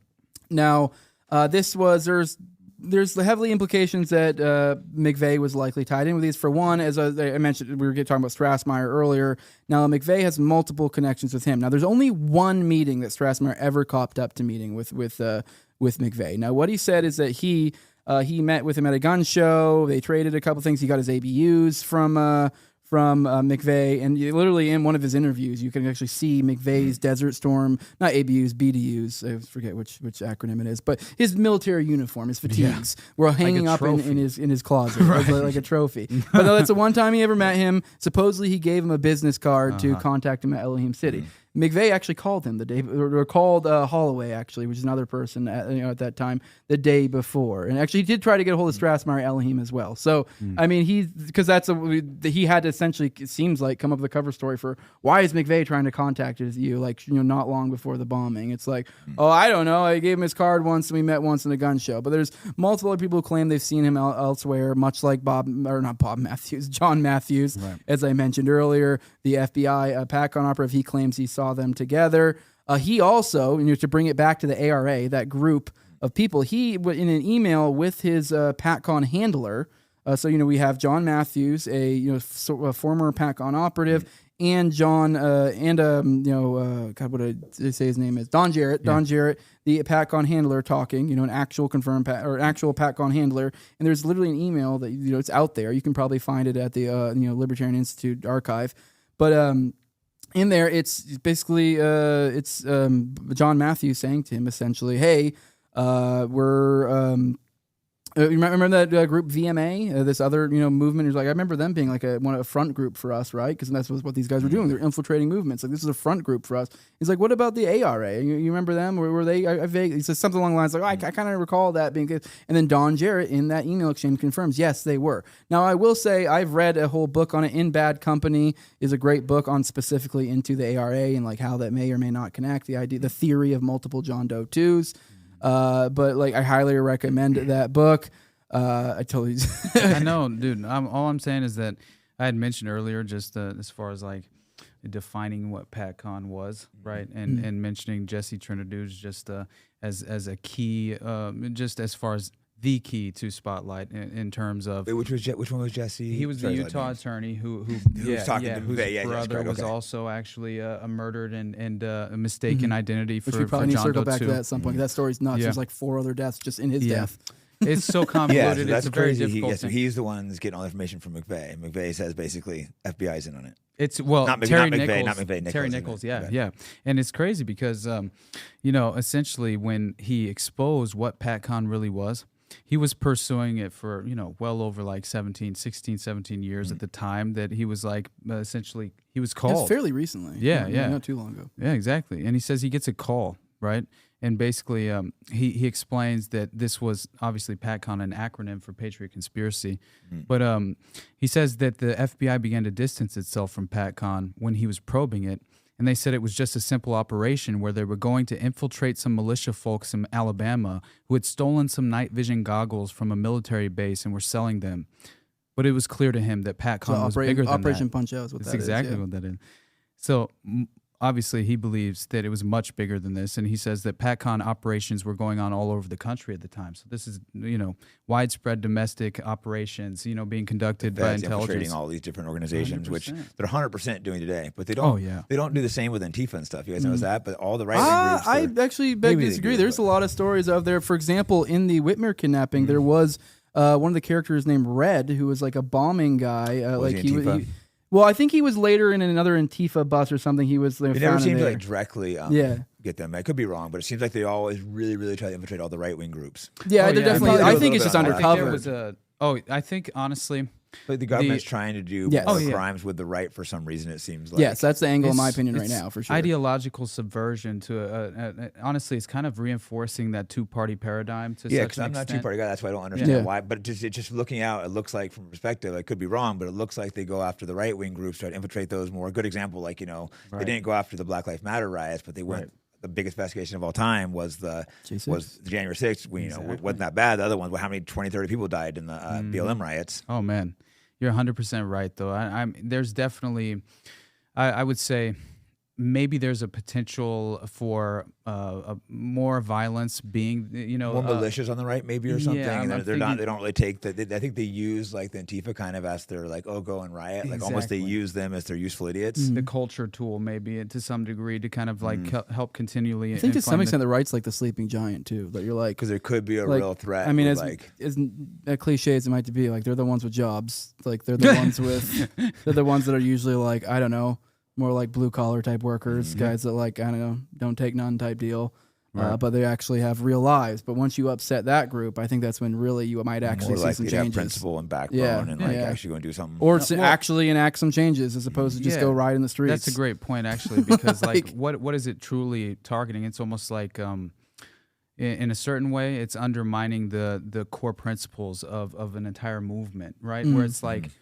what really does, you would think the real philosophy and core root principles in regard to their as far as just more of the conservative ideological framework, you're dealing with principles that are very much intact, that believe in family values and are actually pursuing some sort of like, they're just inherently more as far as like they're more in the framework of actually attempting to exercise their constitutional rights, and so that alone is a threat to the state. And so I believe that, of course, crazy, but it's true. it is. It's Right? so wild. Yeah, no, the January 6th was such a big deal to me. I thought because it's just the amount of agents came in and the investigation, people going to prison for nothing. feds I actually, there too, yeah. I flew through Washington D.C. on that day, flying back from Morocco, and I was kind of joking, like, "Oh, maybe we get off, my friend. Should we get off and?" We got off the plane. We were like literally thinking about it for a second, but we were kind of tired, and we flew back home. Our dumbasses might have walked right through the building, like they were walking people in. You know, I could have been in jail for a couple of years. Just for, like, It was a guided walking tour through for a lot of these guys. I mean, sure, there were some people that were causing problems here and there that you can highlight, but for the most part, like, let's It be looked real, fun. it's She a the guy guided that was tour. holding the podium. Yeah, right. And there was the guy that was dressed up like a shaman. Dude, I was so hated- hyped. Oh, me It too. was You know, fun. I never pretend like it was a big deal. Yeah, I knew it was a bad idea, but I was like, it was fun. Bad idea, but most of these right wing people they condemned it for a year. Yeah. It wasn't until it became trendy. Yeah, because they finally did something. It Like, shows oh no, these people are fake and full of shit Yeah. too, because they went along with, this was the worst thing ever. The right was saying it too, not as Yeah. bad as the left, but they were So going gay. along with it. They weren't fighting that hard against the rest. totally You're like, right. wow, these people on the right are also our enemy. A lot of them. Absolutely, yeah. I mean, I think we're really seeing now the influencer game going on. I mean, I'm not going to call out any names right now, but there I are will. definitely a lot of people that are like. I mean, I was just speaking generally. Just it wasn't even one that came to mind. It's my point. It's just that it's kind of generally speaking, we're seeing these influencer games are happening. You could just see they're like, oh, I see the strings here. Oh, yeah. Like I know what's going on. I know you don't, but Tim Pool said he got invited to a secret meeting. He only leaked it. He's not allowed to legally say who else was there with Benjamin Netanyahu. Yeah, I struggle to find a good faith interpretation of that. That's insane. I can't believe that Tim Pool actually said that. Yeah, do you it's not, like realize, you do you not either realize that are- he was leaking out? It's Under like Chatham House rules. It struggles as as well. corrupt or stupid. That's what it strikes me so as. he can't say who else is there. Yeah. Imagine what so many Yeah. influencers probably there, and these guys, and for sure they're finding ways to pay him, maybe different ways, kickbacks. Oh, we'll pay you for this. There's all 100% kinds of ways Yeah. around it. That is the playbook of modern Mockingbird. It's oversaturating the alternative media landscape to such an extent to where you see the death of the mainstream media playing out before our eyes. All the kind of average milquetoast individuals who are not quite waking up or a little bit behind the curve when it comes to kind of like just acknowledging like the real power paradigm that we exist in. I mean, they are essentially fleeing right that dying gasp, that last gasp of the MSM, and now they're being deliberately corralled back into the establishment narrative, but in a way where they think that they're actually getting the truth now, which is just like a huge misnomer. it's like We are the it's- media now, and all the same. It's like tweets. Netanyahu calling himself the deep, or Yeah. calling his opponents, his political opponents, the deep state for him being involved with Jeffrey Epstein. Well, they do I'm things- against the deep state. Yeah, right. Okay. Yeah, they do things too, like, you know, me. They use people like me as an example. They didn't ban me, which I'm thankful for, but Yeah. they took away my check mark. They took away my monetization. They did it to like pulled all Spotify episodes. I've never heard of that. They've taken 4 or 5 Aside from Rogan, but that was like an down. agreement thing with them. Yeah, I think he took them down himself. He Yeah. agreed. So- exactly. But like how they target my money and stuff, so they make other guys be, oh, if you're on the right, you're gonna lose your verification. And verification was even bigger deal than the money to me. Obviously, I'd rather have the money, but it's kind of it's like, oh, this guy doesn't get the same, and it hurts your engagement. I can't status. I can't write more than 180 character tweets now. Like it's I can't put an informative tweet together anymore. You Oh, it can't makes a really- big difference. Those tools are helpful. Like all my best tweets are like, you know, you need like 6 lines. You do like 3 lines with what you have as a regular tweet. So you can't really pack much information into like, so it's like, they're like, oh, this is a punishment. And they did it openly so everyone could see like this guy is being punished because he has the wrong opinions on the right. They went That's after, exactly it was what all it is. people on the right that were like not big on Israel, the people that think a little different, that weren't jumping the narrative. So they wanted to make an example of us. And I've had a lot of these big MAGA accounts be like, oh, I agree with you on Israel and stuff, but I can't say anything. And I'm just like, sure, I'm not calling anyone out. But like, you're a fucking coward. Exactly. I mean, mark my words, the next move here is going to be targeting probably maybe security clearances. You no longer be applicable for security clearances if you oppose Israel, No, and then I it's going to be I could potentially have to flee the as- country. You know, yeah. I'm keeping. You know, I should switch And more then money to First Amendment Bitcoin. there, too, You know, my yeah. banks could get shut down. Like, I'm realistically looking like, oh, I might have to get out of America. That could happen one day. Yeah, we're And just it gonna see could- an it could version of the happen quick, COVID too. shit. And it's just like, When oh, but now happens, it's it could be COVID for quick. Jews.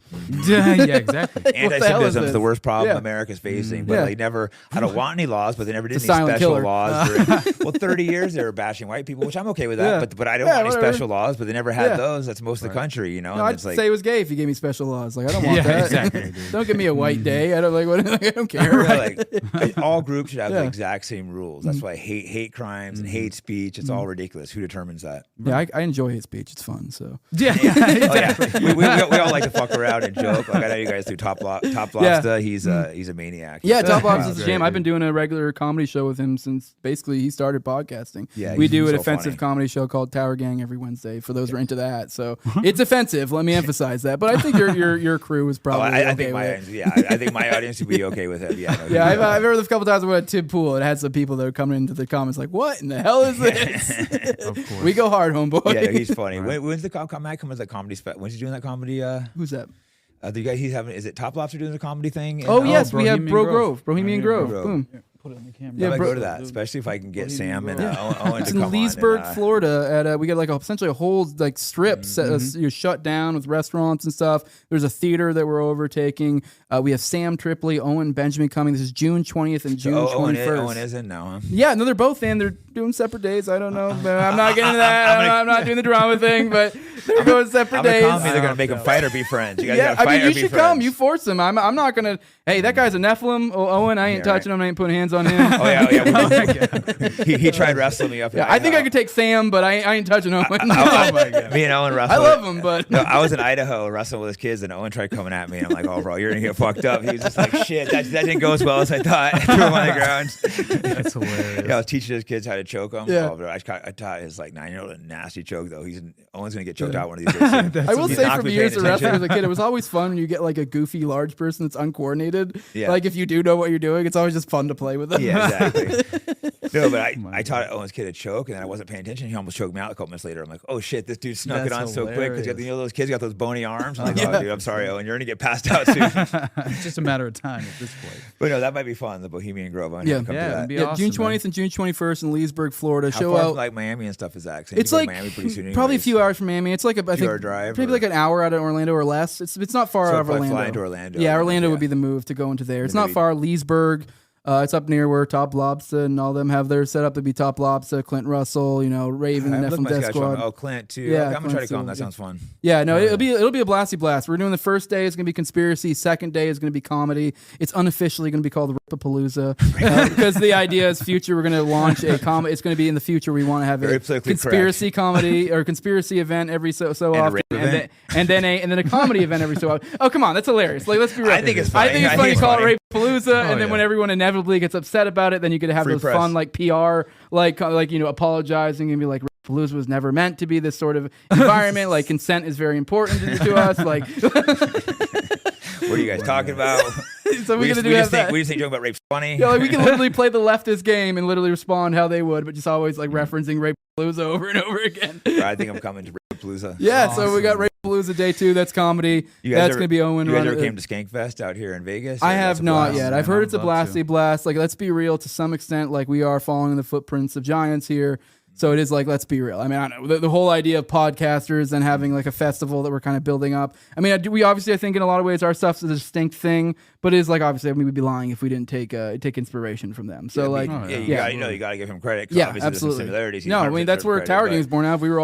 We were all mostly like political guys that were also interested in like comedy, and so that just kind of became our comedy outlet. I'm not saying we're necessarily hilarious. We have a fun time. We have a good crew of You people get that serious, show up. but you gotta regularly. joke Yeah. around occasionally Yeah. when you're being Yeah. serious. Yeah, And- otherwise the darkness sets Yeah, in. Right? I got it. It's No, like like this- therapy. Yeah, this is the first comedy festival, right? You got two at least two huge acts coming in, other Yep. big people. That's a great Yeah, we got start. Shane Cashman coming as well. Oh, nice. I mean, we're still very early. I We're might be recording coming this. there. I Hell mean, we're yeah, recording this brother. in what April right now, so we're still 2 months away, and so we have, I'm sure, more who's people. the, will who's the follow main through. guy running it? Is it Top Lobster? Lobster is he's Top Lobster Productions, baby. We're all coming together. I Yeah. can't film the comedian, but see if I can go in there and film some of the other stuff. Oh, And, absolutely. Yeah. I mean, Awesome. yeah.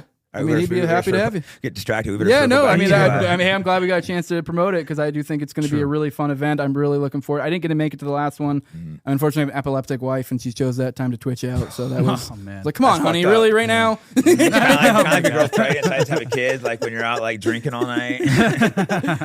Oh, shit. Or my friend's out partying all night. The girl had the kid early, and he's like coming down and shit. And it's like, am I? You should yell at your wife for. I was telling him that like I literally was like about to walk out the door, and then my wife then started a seizure. I was like, Damn it. All right. Oh my god. Just kidding, honey. If you watch this, I love you. I never at any point ever entertained the idea of leaving you twitching on the floor. I'm for sure she doesn't. I'm sure she doesn't watch you. Don't worry, you're good. No, she'll never watch this. Yeah. We're good. Yeah, we're good. We're good. Well, I will say this is the one time she actually ever cared about anything I ever did podcasting because might she's a watch huge UFC fan. So it's That's like, awesome. If your wife's awesome, then yeah. So Yeah, she was exactly. like, it was like, I was like, oh, I'm going to Tim Pool, and she's like, who? You're like, oh, I'm That- going on that's Dave the- Smith's that's the- show. You're like, who? You're like, Dave Smith's cool. Tim Pool's the correct. That's the correct Yeah, reaction. well, I'm Dave's just like, great. you know, people that you know or throw names. She's like, I don't know any of these influencers. But UFC's like, oh, okay. No, Dave Smith's great, and I like. Yeah, He's he's always great. stood up for me. He's constantly attacked for coming on my podcast Yeah. of all things. I've had tons of big people on here too. It's not like, but then they try to be like, well, you're on Jake Shields' podcast, but he always sticks up for me. No, That's awesome. Dave's Dave's the awesome. best, Yeah, he was man. probably he's played a huge role in like inspiration for me. Like my political involvement at least. I consider myself an anarcho-capitalist. Not that we're doing political theory here, but it was Dave Smith that kind of brought me to that. It's why I'm so anti-war. It's why really I vehemently hate the feds, and that's kind of what I guess sent me down this. Yeah. I mean, my show used to be a lot more like political theory, and then it was funny enough, it was the Oklahoma City bombing when I brought Richard Booth on. That was like kind of was like Really the show woke you up. became more of a conspiracy. Like, I mean, I still cover political theory and stuff Yeah. sometimes, but this show is like almost entire. Like, it's what.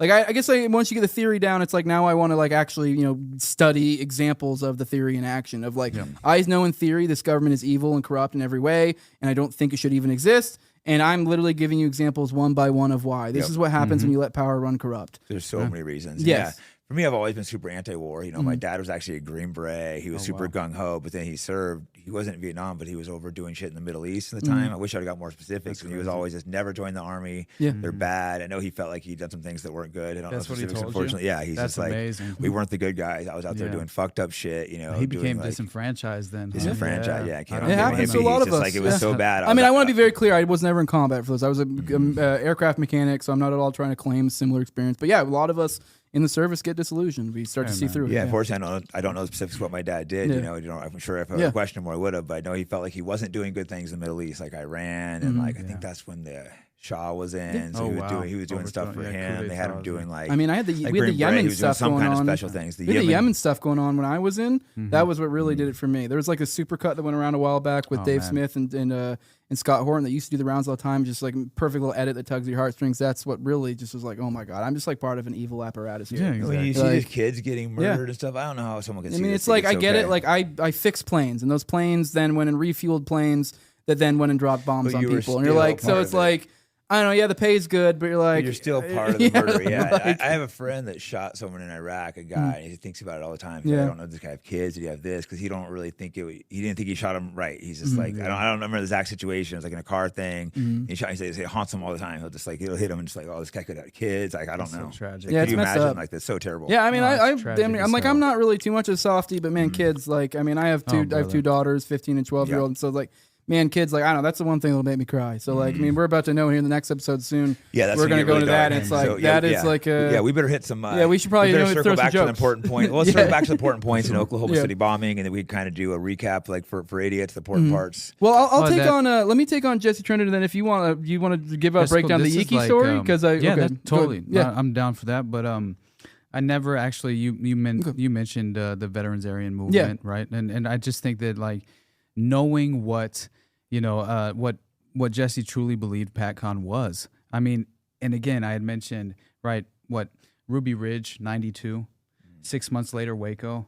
Then 95, we have the Alfred P. Murrow building, federal They building. just needed getting- to get some good press because they had a John lot of bad Matthews press. Absolutely. claimed that PatCon was involved. That's what Obviously, he we said. don't see it. It's like we don't know So- the specifics. But involved in Waco, That's what he and said. Ruby didn't he Ridge. say Ruby Ridge as well? Yeah. Ruby And Ridge, OKC. they raided a guy, right? I think Randy they killed Weaver. they shot his kids and Yeah. He wife murdered and his stuff. wife with she's holding the their baby. her baby in her arms, and by the way, she was the priority target because they believed her influence was actually affecting Randy's willingness to negotiate To with fight, the hostage to negotiators. negotiate. Yeah. It's fascinating stuff. Shot her holding a baby. Just what demon? Man, and by the way, that was Lon Horiuchi. Yeah, that was Lon Horiuchi. Fuck Lon With the Horiuchi. Me and all my sniper. friends hate Lon Who Horiuchi. is that? This dude. Who's Lon? So Lon Horiuchi was basically he was in special forces and he was one of the most advanced snipers that was sent from Quantico, Virginia, I is forget. You'd know better than I would. specifically where the sniper team was sent from to Ruby Ridge. And by the way, he himself then had confirmed kills 6 months later at Waco as well. So that's who this guy was. and yeah, and it's just some actually his I forget if he's Japanese or it's very Asian, strange to see. Some foreign sniper conducting domestic operations, foreigners coming in, killing American citizens. Like this is like this guy should be freaking hung. Well, I don't know if he was an American citizen, but it is like like I guarantee you, if I knew your past, probably like you would probably want to think twice about that. That's like, what I'm saying, like yeah. I mean, hell, like Vietnam or. But I guess we should circle back.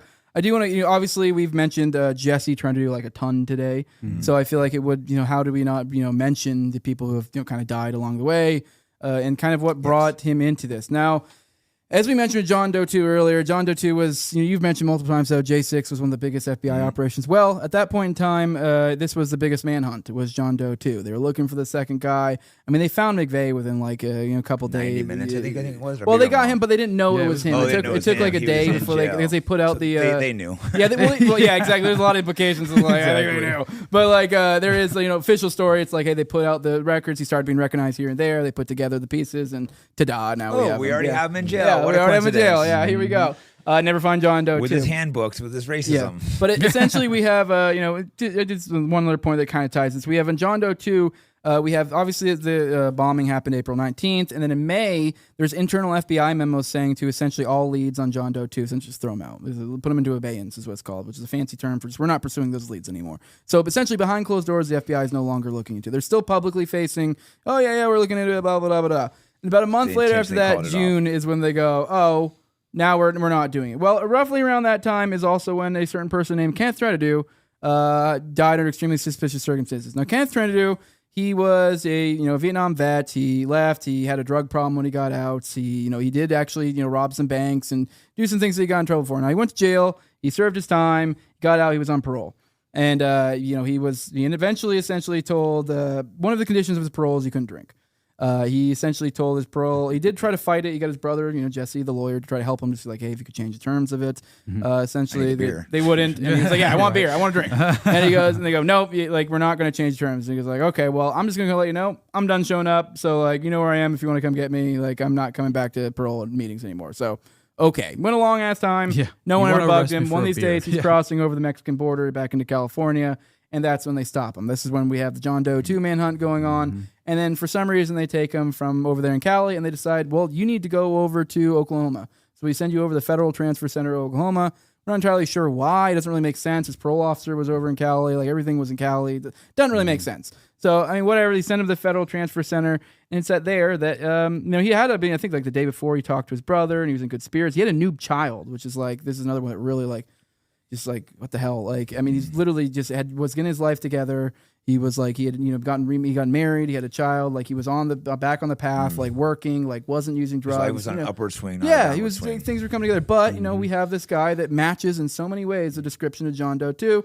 John Doe 2 was described as being kind of around like kind of generally my build, kind of short, stocky, kind of like 5'6", 5'7", 5'8" ish, kind of that realm. Kind of stocky guy, slightly darker complexion, not like dark, but maybe like a light-skinned black fella, Middle Eastern, maybe even somebody like me that has a little bit more of a tan. We kind of have a little bit of tan here, just a little bit dark, not like a pale fella. And so he kind of matched in a lot of ways. Also, a dragon tattoo on the arm, which was very similar to Trendu's. And he had like a dragon tattoo. Yeah, he also has bank robbery, and we mentioned the ARA earlier. So it's like it's a theory that John Doe 2 maybe was a bank robber. So it's like this guy hitting all the different points of like boom, boom, boom. This sounds like could be John Doe 2. No, he wasn't. I mean, invite people if they want to go search into it. Like maybe if they do want. I've never really dug too deep into that. There's nothing really suggests that he isn't. It clearly looks like they got the wrong man because Richard Guthrie Jr. Richard Guthrie later he died, who looked almost exactly like Kenneth Trenadu. Yep. So like to the John Doe 2 thing, a lot of people think he may have been John Doe 2 or one of the John Doe 2s, because then a lot of people go like, well, I don't think he's John. Well, it's kind of a misnomer because there's multiple. Because a few guys. Yeah. So, but anyway, he dies shortly. He's another person. They said, or what do they say? Suicide. Another suicide. Richard Guthrie. Unusual brand new kid. He's at the point. Life an upward swing. At that point, he's talking to was it Newsweek, I think, and he was also talking to he was getting ready to go to some grand juries. Was doing kind of was also getting ready to write his own book. Was talking about how he's going to like blow the whistle and blah blah blah. Oh, yeah, so that's that.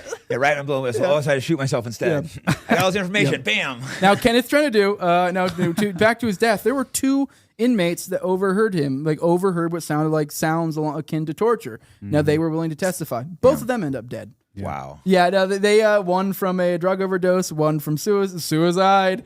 And then I think I might have mentioned Norman. Did I mention Norman Pearl later? Maybe I'm forgetting. But there's Norman Pearl, who was an expert videographer. Who, I mentioned him earlier. He's the one who died of a heart attack. So we have all these people just dropping dead around this guy. Obviously, Norman Pearl's heart attack, but obviously, anyone who knows about the church committee knows about that they had heart attack guns.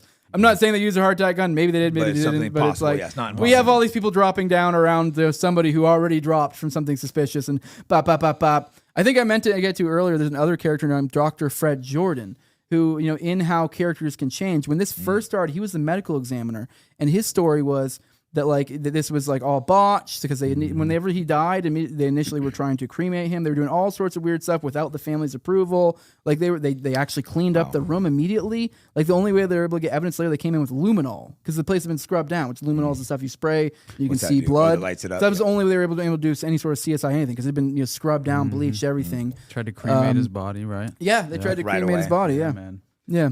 I mean, that's just.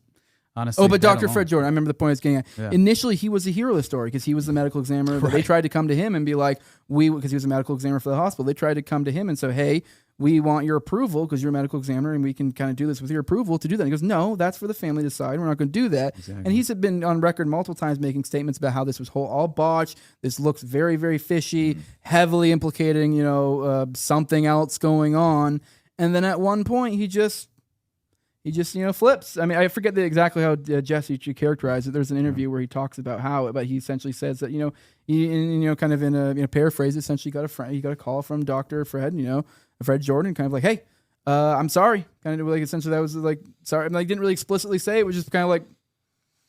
So I don't know. And he said he heard the fear in his voice, kind of deal. So I'm like, probably got a threat on his family or something, I don't know. But then later, Terrence Yeakey, who's another character, I'll pass it off to him in a second to break that down. Now he, when that comes up, this other suspicious death. Now Fred Jordan is very much.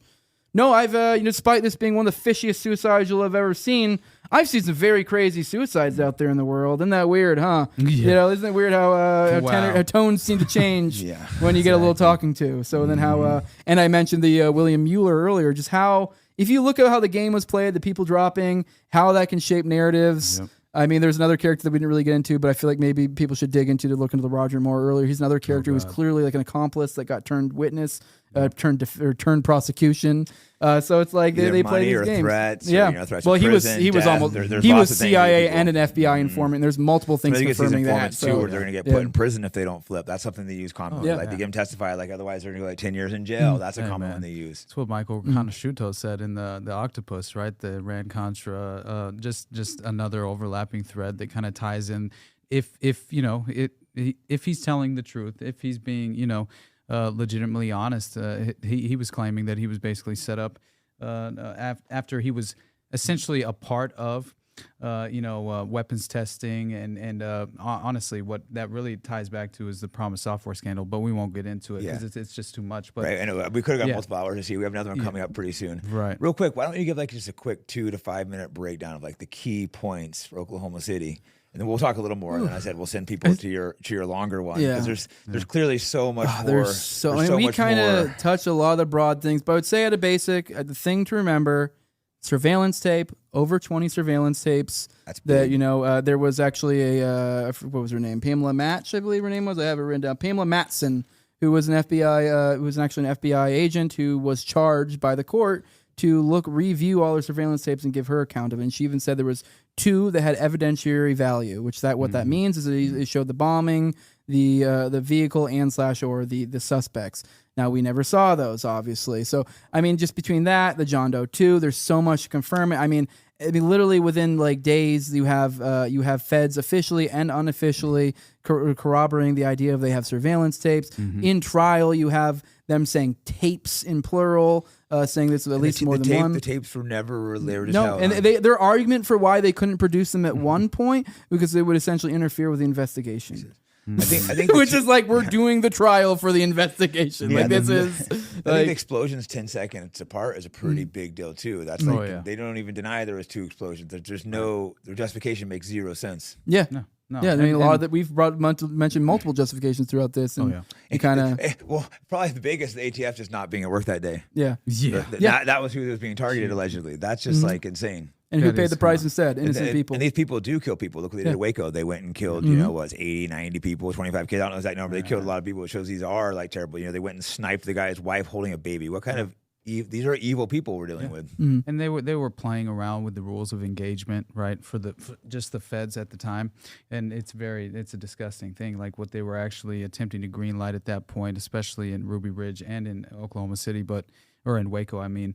But yeah, I don't know. The funny thing about Richard Lee Guthrie that you brought up earlier was that it was the next day that he was set to do the television interview, right? Which is just so crazy that he was going to blow the lid off the Oklahoma City bombing. That's when he and he's found hung in his own jail cell. Hung himself the day before. He's the one who's like a dead ringer for Jesse trying to do his brother. Exactly. Plus, people don't kill themselves when they have something big coming up. It's like a thing, obviously something big against them. You're not going to kill yourself. Like you have a I'm newborn? breaking this tomorrow. Instead I'm going to kill myself. Yeah. I can't wait one day. I'm going to kill myself despite having a newborn, a new wife, and this is a parole violation. Like, it's not a major legal thing. Like, I don't know, maybe you would spend, a few weeks of some illegal fines. I don't know. Nothing crazy. There's nothing to kill yourself over. They did say throughout that they tried to misinterpret things he said over the phone via transcripts and tried to say he had AIDS. Because he said something about it being a travel age thing, I believe was the words he used, and then they misinterpreted what he said and said it was an AIDS thing, and then they interpreted that to mean, we had AIDS. That's why he killed himself. Like, what? So ridiculous. Yeah. Like, no, he didn't have AIDS. He wasn't gay. He had I guess, I don't know, maybe you could say intravenous drug use, but there's nothing to imply pretty much that. only gay people get AIDS. Yeah, like, it's also not what he said. They talk about AIDS all the time, and you realize, like, you don't really get AIDS if you're straight. That was the big lie they pushed on. I'd feel bad if I didn't mention Yiki, though. So, because, 100%. Yeah, Terrence Yiki, I mean, he, as I said, he was the first one, but then a year later, he dies. And now there's a long story with him. I mean, I highly recommend it. It's episode 7 of my series where I go into Yiki. Plus, as I mentioned, I've done an interview with Tanya. It's because this is Terry's story is what really brought me into this. Because there was this video, this clip from this YouTube or this not YouTube, but this Twitter user named Jinx. You may have seen him before at Crack Connoisseur in the past. Sure, he's been nuked a million times, but he used to post these things called edits. And then he had a famous edit that would always do the numbers, which was the Yiki edit, which was like a couple minute little song and stuff and goes into his story. But yeah, he was the first one to show up.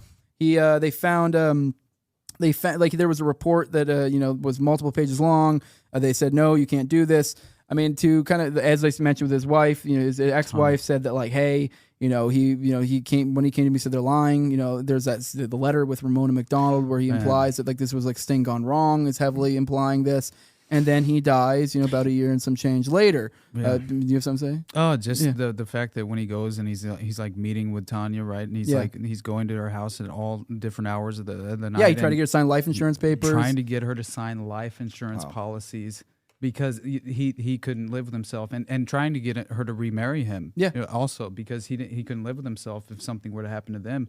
And he had 2 children with her. Yeah, yeah, and essentially also. Which I always found anyway, I don't want to like go too much into the depth of the details if we haven't quite but yeah, he was to put it simply, he was found. His car was found. It was near federal land. Oh man, essentially on some back road. His car was found with about 2 liters of blood in it. And now they found his body either a half a mile to a mile and a half. Yeah, I've looked it up before. 2 liters is about the amount where you're like.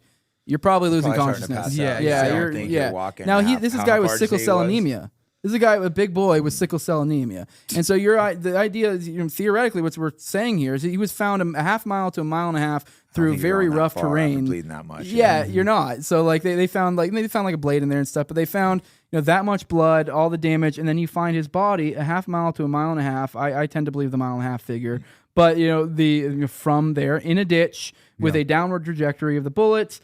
Slightly coming down like this. Keep in mind, he was a corn-fed big dude. Like, he was a big boy. Like, he could have played O-line or something. Like, so he and he's strong as hell. And he's down here, like, you've seen bulky guys. This is. I'm not even that bulky, and this is kind of a. It doesn't really make sense. Yeah. Why are you gonna do this when you just go right here? Yeah, and so they found grass in the wounds, indicating possible dragging. So there was signs of possible other torture. There was lacerations on the wrist, the neck. Now, in the medical examiner, they said that was slippage due to partial decomposition, which I don't know. I guess I'm no coroner, but that doesn't sound to match to me. The fact that you would have decomposition within that short a period of time, because he wasn't out there that long. Slip and slide a mile away. So that was to explain the cuts on the throat, is what that was. And And now there's also were striations on his wrist, implying either some sort of ties or something like that. So there's a lot to his story. I highly recommend people go check that out. There are other deaths we haven't even mentioned, other suspicious deaths. There was like last time we got to wrap up. But why don't you but yeah, that's I think we did it. We covered the basics. People that want to go in depth, check out your podcast and anywhere else where you guys can be found. Anything you want to plug real quick before we wrap up? Man, honestly, you guys can find me at the Underclass Podcast. It's what that's kind of my solo work, but it's still an umbrella project between me and Jose as well, because we kind of like publish a lot of the the content that we do together as well is under the Underclass Podcast. You can find it there. And beyond that, man, the best place you can support me, my patreon.com/the Underclass Podcast. And there's a few incentives in place. Like I'm doing a paywalled show with Sam Tripoli and Brad Binkley, who. Oh, nice. Yeah. I just had Sam on last week. Yeah, man. And by the way, Sam, dude, I describe it as we are essentially disciples of Sam Tripoli at this moment. And like just as far as like he's legitimately opened the door for me in many ways, and nothing but love and respect. His podcast is great too, because I hadn't really listened to it until I booked him as a guest, and I checked it out. I'm like, oh, he's doing a lot of really cool stuff. Awesome, man. Yeah. Like I'm trying to do more stuff like that, like conspiracy stuff. Like, you're doing really good stuff. So cool, man. Thanks a lot, guys. Yeah, and I have the No Way Jose podcast. Sorry, I was cutting you off. Good. You can't talk, Jose. I have the No Way Jose podcast. Now, as he mentioned, we put out a lot of content together. We both have our own solo content on our channels, but we dual stream to our stuff. Who makes better content? Me, of course. Obviously. But I'm Austin's biggest fan. I'll tell you, he creates better content. Go follow him. But he Austin's like, yeah, I do. Yeah, exactly. Yeah, no, I agree. But we put out 2 shows together. We do the Morning Dump, which is our Monday through Friday daily show at 10 a.m. Eastern, 7 a.m. Pacific. We alternate between us hosting. Sometimes we host both, but it's a Monday through Friday. I mean, one of us is covering it. We cover kind of the daily current events. Sometimes we'll do some deep cuts of some older stuff that we like to cover, but new stuff what's going on with Israel, what's going on with foreign policy, what's going on with the newest conspiracy stuff. And then we also do a weekly live call-in show. So that's at Tuesdays at 9:30 p.m. Eastern. That's already dead is what that's called. That's where you can call in. Talk shit. Yeah, you just call in, talk shit. I mean, so hell yeah, I'd love to have you call in. So, yeah, then also like I have my No Way Jose stuff, so definitely follow both of us because you're not going to go. Jake, so you can always come. Yeah, hell yeah, dude. Or you guys are not in studio though, right? You do stuff. Well, you come no, we always do it over StreamYard or something. We're just pores. I do it a little bit occasionally. Right. Yeah, it's fucking not cheap getting the podcast running and flying people. No, I think we're working towards it though. I have this Dangerous Retard shirt on right here. This is my buddy Clint and Top Lobster and Raven's show, and I think that's the idea. I think that's what they're building towards. They're building, I think, a live type thing. We're making stuff happen. We're moving culture. I think that likely in the not too near future, you might be seeing some sort of similar setup from this rough cast of people. And we've been doing podcasts with each other since like the jump, like me, Clint, me, Top. Like I mean, I think a little bit of an audience when we first started, but before too. Yeah, I mean, he's obviously the one who had right? Yeah, huh? He has a really big platform, I think. Clint. Yeah, I mean, Clint's definitely the one who friggin' went to the stratosphere far more than the rest of us. Top followed him a little bit behind, but like Top's our Luis Gomez. He's the shaker and mover. That's what he is. And then Clint's like our Dave Smith. Like he's the one doing crazy big stuff out there. Right. Hey, thanks so much. Thank you. Yeah, I appreciate having us. Yeah, it was awesome.